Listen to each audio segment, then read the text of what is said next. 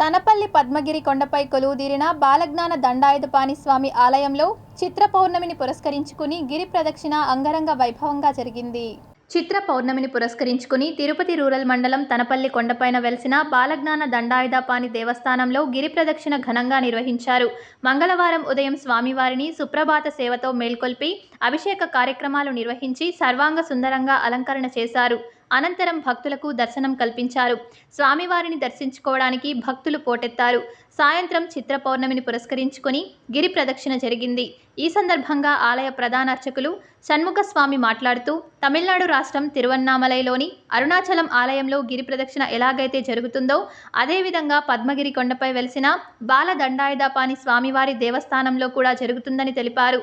ప్రతి సంవత్సరం చిత్ర పౌర్ణమిని పురస్కరించుకొని ఈ మహోత్సవం అంగరంగ వైభవంగా జరుగుతుందని తెలిపారు. అదేవిధంగా స్వామివారిని దర్శించితే అనారోగ్య సమస్యలు దూరమవుతాయని చెప్పారు. ఈ కార్యక్రమంలో భక్తులు పెద్ద సంఖ్యలో పాల్గొన్నారు.